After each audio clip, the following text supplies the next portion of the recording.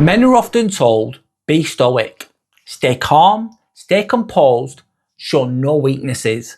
But what if I told you, what we call Stoicism today is often just emotional suppression in disguise. So let's talk about that. After my last video on manning up, I saw a ton of comments bringing up Stoicism. Some people said it's not about hiding your emotions, it's about controlling them. Other people said men need to be stoic, especially in leadership or family roles. And I do get that, absolutely, because true stoicism is powerful. But here's the thing. There's a huge difference between emotional control and emotional denial.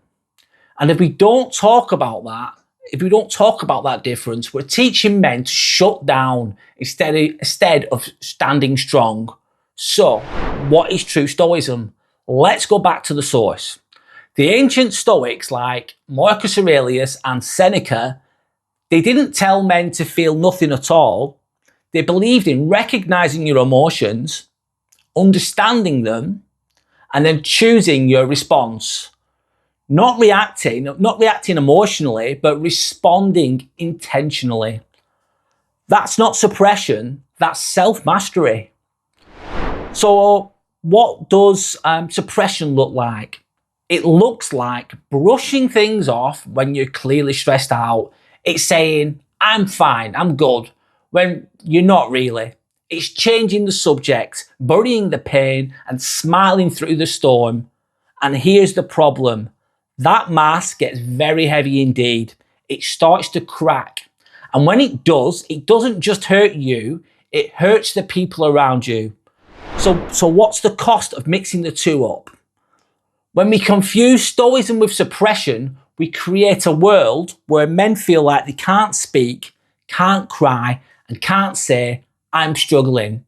And the potential harsh reality of this is in the UK, 75% of suicide victims are men. And in the US, men are far less likely to seek therapy. Why? Because we've equated silence with strength.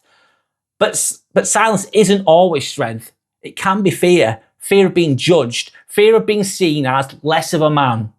So, let's rethink this into a new definition of strength. Real strength isn't never feeling. It's feeling deeply and still choosing how to respond. It's being vulnerable enough to say, yeah, I'm hurting, but I'm working through it. True stoicism isn't emotional shutdown. It's emotional awareness. And that takes more courage than pretending that nothing affects you at all. And yes, it is easier said than done sometimes. So I'll leave you with this. Have we misunderstood stoicism? And how do we teach the next generation of men to be emotionally strong without going emotionally numb? Let me know in the comments section and drop a like if you've resonated with this. And if you're new here, subscribe for more honest conversations about masculinity, mindset, and growth. This is just the beginning, by the way. Thank you and goodbye.